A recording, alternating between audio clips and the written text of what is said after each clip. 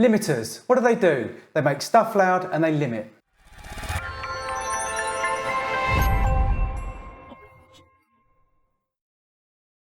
Hi, welcome to the Crates Motel. My name's Conan. In this video, I'm going to show you some tried and tested techniques that I've developed, adopted and adapted over the last 25 years as a mastering engineer. Now, as always, I want to point out there's no right or wrong here. Don't be afraid to experiment and break the rules. All the techniques are source dependent. They're not going to work on everything, but I hope there's something here for you that you can adapt to your own masters. Now, most of the time I tend to master into the limiter, so I'll have my final limiter set up just to get me in the ballpark for the volume that I want to finish up at. And I have to decide what's the most important thing. Is it about keeping the dynamics? Is it about making it as loud as possible? But all of these decisions are made in my assessment before I even start mastering, but that's another video entirely. Anyway, limiting, let's get to it. So here we are in Studio One. I have a pre-master set up here.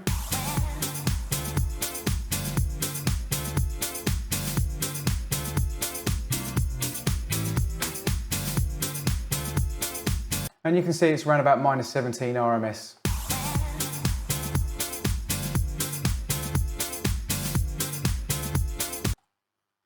Now with a dance track, the client is obviously going to want you to get it as loud as possible. So -6 LUFS, -8 LUFS, they're not unusual numbers that I get asked to hit. So I keep that in mind when I assess the master. Now I won't push for that number if it's going to compromise the sound of the master, but like I said, I will keep that in mind. So please just bear in mind, obviously in this video it's just about limiting, so I'm not going to be doing any EQ or compression or saturation or any other processing before the limiter. It's really just showing you techniques that you can use when limiting. So the age-old technique is basically just put a limiter at the end of the chain and get the most volume out of it without any distortion. So let's just put in Fabfilter L2, industry standard.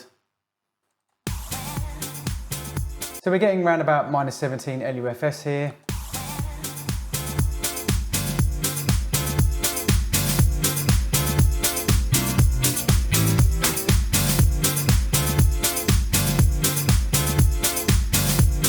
Now Fabfilter's L2 can handle some serious heavy work. It's one of the reasons why it's become an industry standard. And I was pushing that up to +11, getting about -8.4 LUFS, and it was just beginning to distort. So I probably could have pushed this up to +10 and left it at that.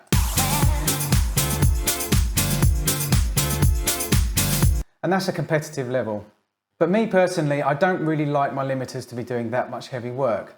And obviously with EQ and compression and saturation and gain staging through my chain, I probably normally wouldn't have to put this much gain on the limiter. So bearing that in mind, I'm going to show you another technique where you can relieve some of the heavy work just on one limiter. So with this technique, I have two limiters, so they're basically halving the work. But also with limiters, a lot of them have their own character that they kind of add to the sound. Now, getting to know your limiters and getting to know what kind of sound, what kind of character that they will put on a master is really, really important. Here's my limiters here. I have a whole bunch of limiters. Every single one of those limiters I've used enough to know what kind of sound they will imprint on a master. So when I assess the master, I might think, okay, I'm going to use the Frontier, or I'll use Acoustic Audio's Ivory or the newfangled Elevate. I'll kind of make a decision in my mind what limiters I may want to try out on that particular master. So with this, because I'm halving the work, I'm probably going to be able to add maybe 3 or 4 dB on here and maybe 5 or 6 dB on the Pro L2. But as I'm pushing the true peak into the L2, I'm adding the sound of this limiter into the Pro L2. So it is going to change the sound slightly. And it's not going to be exactly the same as just using the L2 on the master. And bear that in mind when you're using multiple limiters. So I have the first limiter set up to -0.1 dB. And the L2 I always leave on -0.3.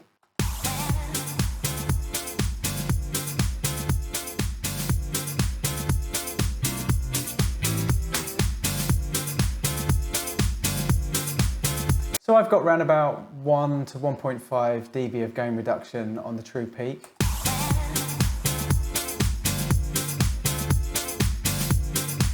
So now when I go to the L2,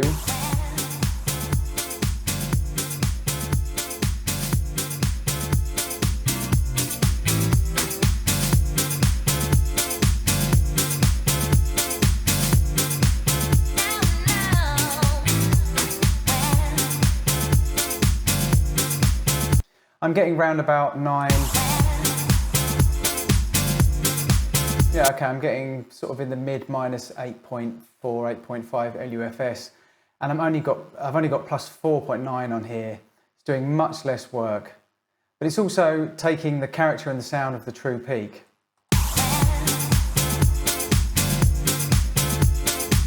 There's a very slight bit of distortion on there, so I would probably pull that back just a little bit. And obviously there's also some work that I could do previous to the limiters with EQ, compression, clippers, etc., which would reduce that amount of distortion.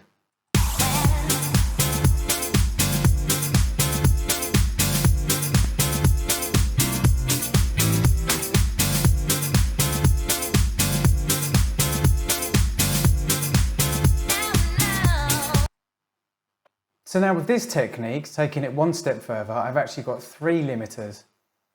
Now again, I know the characters that these limiters will put on the sound, and I've actually chosen these particular limiters because I want a particular sound to it. Now I find the UAD Precision Limiter is a nice limiter to start off with, just to do a really small bit of taming. So what I've done is I think I did around about, let's just turn these ones off first. There we go. It's around about a dB of gain reduction.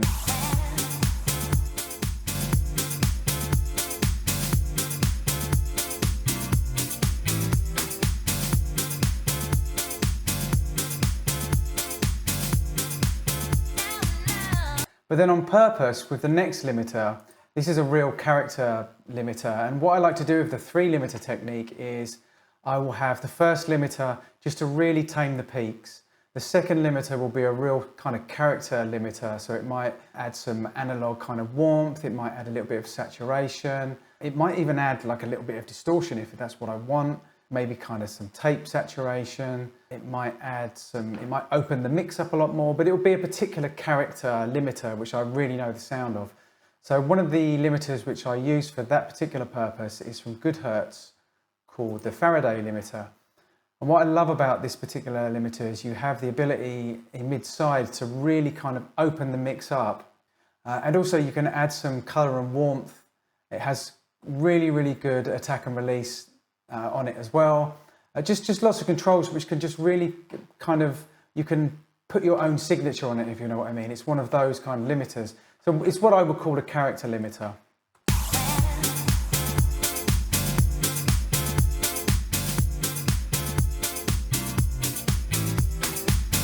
So you can hear, I'm just going to switch it in and out. If you're listening on headphones, you'll hear that before it goes into the Faraday limiter, it's kind of as the track was. With the Faraday limiter, it just kind of opens it up. So it's kind of like just opening up the sides a little bit more. And that's done with this link mode control just here and the link amount control.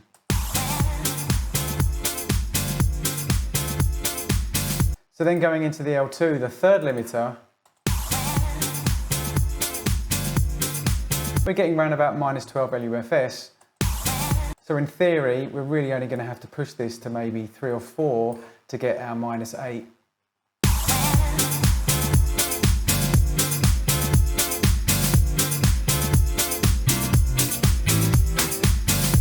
And you can see there, without really any effort whatsoever, I've got minus 8 LUFS by using these 3 different limiters. But I've also added some character with the Faraday limiter, or whichever character limiter you want to use. It's just, for me, it's about really getting to know the limiters and getting to know what kind of sound they may imprint on the master, or whether they're completely transparent. So getting to know your limiters is really, really important, especially when you're using multiple limiters. I mean, it's great to have a load of limiters that are transparent, but it's also just as good to have limiters which can add a particular sound to your master.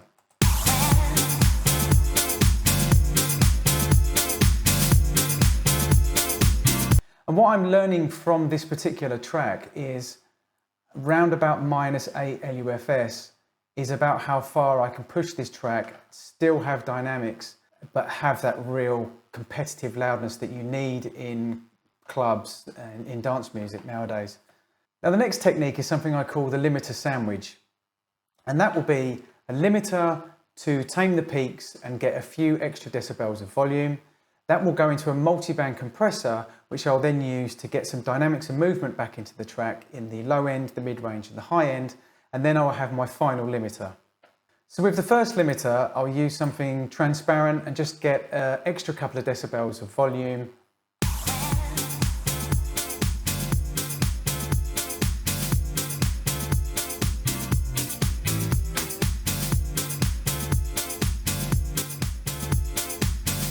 That sounds pretty good. And then with the multi-band compression, now I have a preset set up here and obviously it changes depending on the track. But to give you an idea, I will have expansion on the low end, the mid-range and the high end.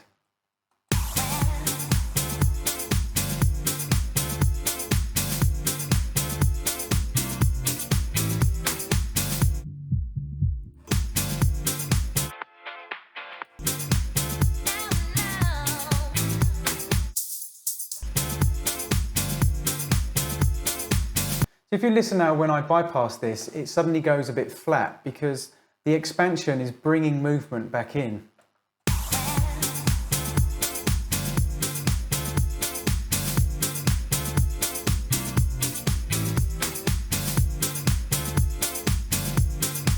It's almost the same as a dynamic EQ.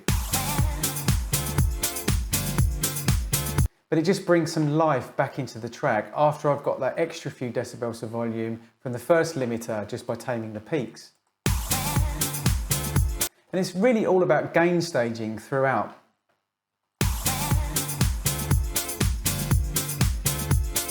So then with the final limiter, which is the Pro L2, I'll get my final level boost.